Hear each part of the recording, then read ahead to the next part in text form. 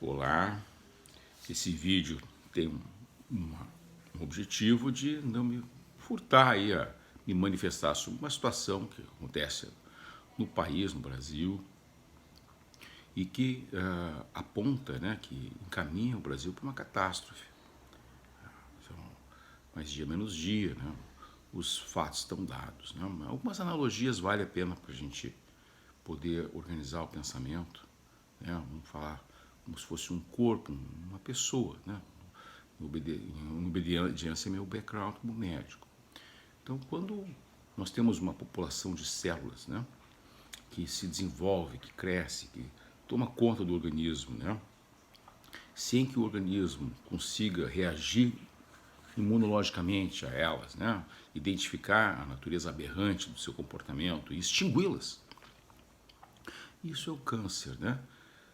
Vai ser um câncer, não importa se as células que estão se multiplicando são do reto, né, do intestino, se elas são da unha ou se elas são do cérebro. Né? Não importa de qual área mais ou menos nobre que essas células proliferam sem controle, a gente tem um câncer que vai acabar matando, né, o organismo se a gente não tomar uma medida de extirpar essas células malignas, né, cancerosas, que vão tomar conta do organismo, é claro. A mesma coisa funciona também com a produção de hormônios, né? Todas as glândulas, né, não importa se a glândula é para produzir muco para fazer as fezes, né, ou se são glândulas que produzem hormônios para manter a vida, né, do hipotálamo, né, da hipófise, da tireoide, da suprarrenal, né, não importa de onde, se elas produzirem hormônios, né, de uma maneira descontrolada, autônoma, né, ou seja, elas não têm a sua produção hormonal limitada pelo restante do organismo que responde sobre o impacto desses hormônios no sistema, né, mandando então essas glândulas pararem de produzir aqueles hormônios dessa maneira ou daquela maneira. Então, quando a gente tem uma atividade autônoma, descontrolada de uma glândula, de novo vai levar esse organismo à morte, eventualmente, né? Um desequilíbrio hormonal. E aí a medicina ela vem para fazer frente, para parar, para diminuir, né, um comportamento anormal, descontrolado de uma glândula em relação ao sistema. E a gente então pode manter a vida, manter, né, a sobrevivência do organismo. No Brasil, né, nós estamos vendo a mesma coisa. Nós estamos vendo ministros do Supremo Tribunal Federal, o próprio Supremo Tribunal Federal, agindo de uma maneira autônoma. Autônoma no mau sentido, porque eles estão produzindo uma série de decisões, uma série de atitudes, com enorme poder, que eles impõem um grande medo à população, aos servidores, e por mais que todos dizem que o que eles fazem é errado, é ilegítimo, é absurdo, ninguém tem a coragem, né? Ninguém tem a disposição de afrontar o poder, né? Então, eles estão agindo de maneira autônoma, produzindo normas, decisões, ingerências sobre o organismo Brasil sem nenhum controle. E, obviamente, o sistema está reagindo negativamente, de forma assim muito forte, sem que haja uma potência de modular essa atividade do STF.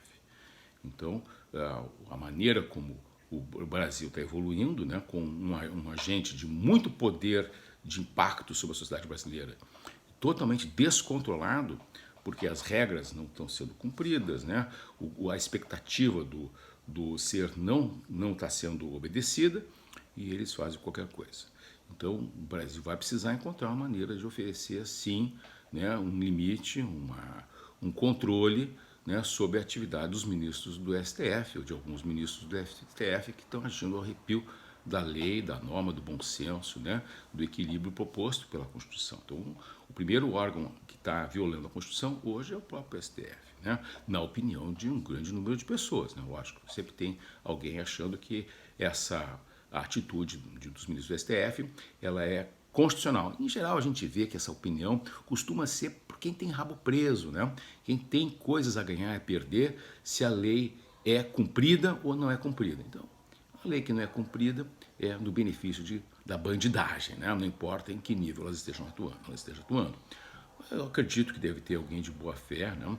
E que, na minha opinião, é completamente equivocado, que acha que é certo, é normal, é assim. O Brasil é o único país nas Nações Unidas que não aceita prender um criminoso condenado em segunda instância. O único. E olha que as Nações Unidas são um antro de ditaduras, né? E o Brasil é a pior delas, aparentemente.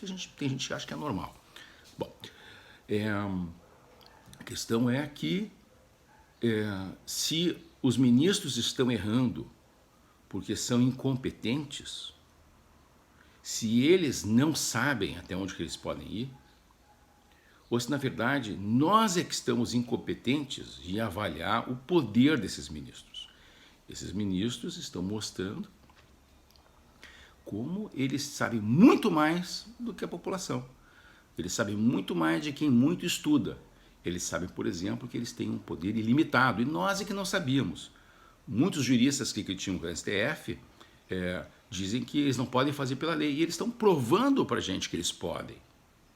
A questão é, em que momento o Brasil, enquanto sociedade, os brasileiros, né, as suas instituições, vão conseguir reagir e mostrar que realmente eles não podem. Porque o poder fazer não está no texto da lei. O poder fazer está na realidade da repercussão. E no Brasil, eles estão fazendo o que querem numa repercussão. Então quem está certo são eles. Eles podem sim. Nós é que achávamos que eles não podiam.